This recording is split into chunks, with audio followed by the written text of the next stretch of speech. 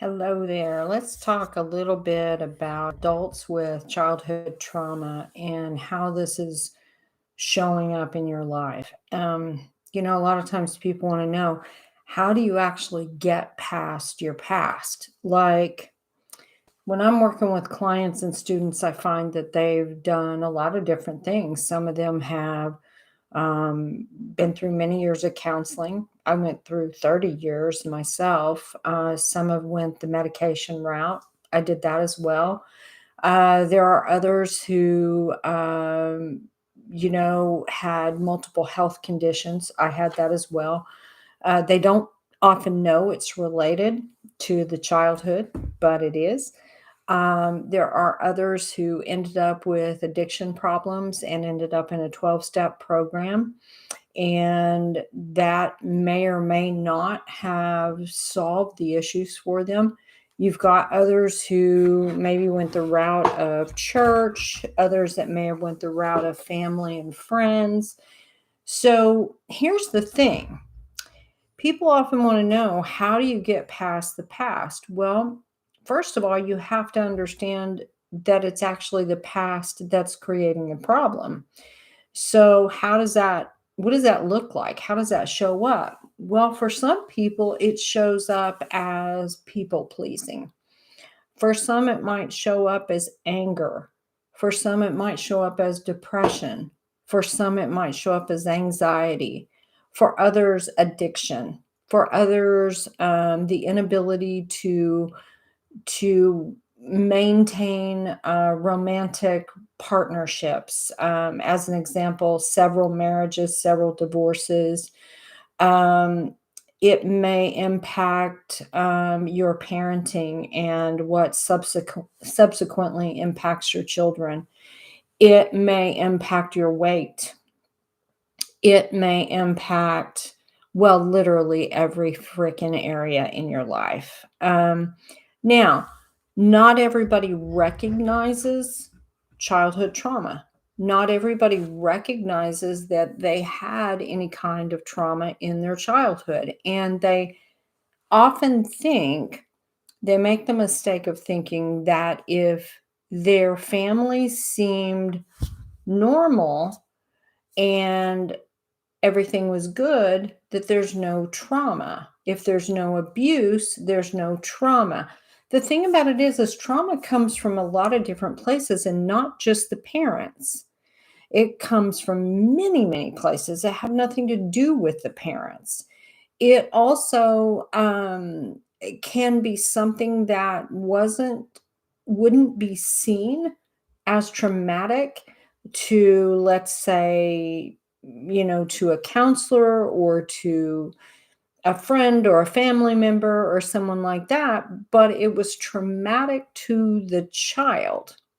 So there's a lot of different factors involved there. So the work that I do with people, it's really about getting with you, hearing what's going on with you, and untangling the root of that. And there's a lot of things about each individual person that's so incredibly unique that I have been given some gifts, spiritual gifts after a spiritual awakening that allow me to take the information that you give me and ask really unique and interesting questions that may not have ever come up before. And we start to untangle that stuff that you've got going on in your life so that we can get to the root of that. I often say, have you ever seen a pile of cheap necklaces? You know how they get all sort of wadded up and tangled up. Well, since I was a child, one of the things that I could do was I could really work with those and I could untangle them. That translated after I went through awakening to where I can actually help people do that with adult problems and help them find the root of that. What often happens is you'll have an event that happens in your adult life, And then we can trace it to the sensitizing event, the beginning point of someplace in your childhood, recognizing that your biggest impact on your life developmentally from the time you were in your mom's belly, in utero, up to 7 years old. There are other critical points in your life as well, but those first 7 years, they shape the identity of who you are. They shape who you become. They shape how you show up in the world. They shape everything about you. So, again, the events didn't have to be traumatic in the big T traumatic sense of the word, such as my life was. They can be other, what's called little t traumas, but they still impact you. So, someone brought up a really great question to me the other day, and I wanted to talk with you about it. So, this person is really attempting to learn about self care and self love. And the point that they are having some trouble with is they are absolutely exhausted in their current life. And one of their questions was, how do I get through the tiredness?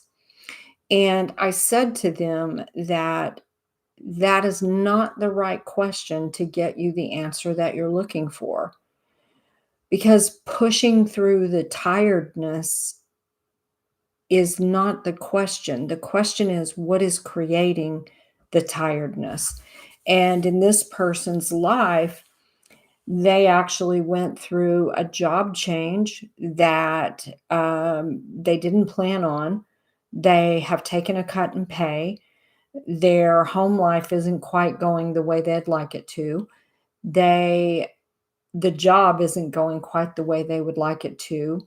They are working extra hours, and everything that they are doing is against their authentic self. Everything that they're doing, their body is screaming at them to say, "Hey, this is the wrong direction." So the better question, how do I push through this tiredness, is what in your life needs to shift in order to create a life that's much more enjoyable for you. So here's the thing, we all have the same 24 hours. People do it different ways. They do their 24 hours different ways. And the thing about it is, if you're doing, let's say you're working, I don't know, 8 hours at a job you absolutely despise versus working 12 hours at something that fills up your heart. Well, you're going to be a whole lot more tired from the 8-hour shift than the 12-hour shift because of the way that it feels so heavy on the inside. The other question this person asked was, how do you, how, let's see, how was it that they phrased it? They felt like guilting themselves guilting themselves into doing self-care kinds of things was the only way that they could get those done. And they had an awareness that this guilting themselves into doing things really is kind of more of along the line of self-abuse. So the question then is, how do I do the things for self-care without having the self-abuse? And we go back to the first part of that, where it's looking at your life and figuring out what in your life is not working for you. We often run this paradigm, this hamster wheel that we've been taught to run, and it completely destroys us from the inside out. So it's really, really important to get down into the weeds of you and figure out who you are, what exactly do you want, and then help you create a strategy to get there. That's the work that I do, literally, and I call it unboxing your authentic self. Because the thing about it is, we aren't deep diving into traumatic events that are going to re traumatize you. We don't do that. The work that I do, I ask very specific questions. And those very specific questions help us figure out where the obstacles are that are creating the problem. So, as an example, if you are having some sort of physical symptom on the right side of your body versus the left side of your body, that gives me clues. Depending upon where this particular symptom is in the body, also gives me a clue. Your toes give me a clue. Your relationships give me a clue. Your physical health gives me a clue. How you speak and how you think gives me a clue. All of those things help us determine what is keeping you from reaching that point of your life that you really want to do. Now, here's the thing, some of the people who come to me, they've stopped dreaming. Like, they've gotten so disconnected from who they are that they don't even allow themselves to have dreams anymore. So, where are you in this? What is going on with you? Have you figured out what the obstacles are? Have you been able to figure out what you really want instead? Those are some really, really important questions to deep dive into getting a clear picture of who you are so you can better determine what you want and then have steps to actually get you there. So, yeah.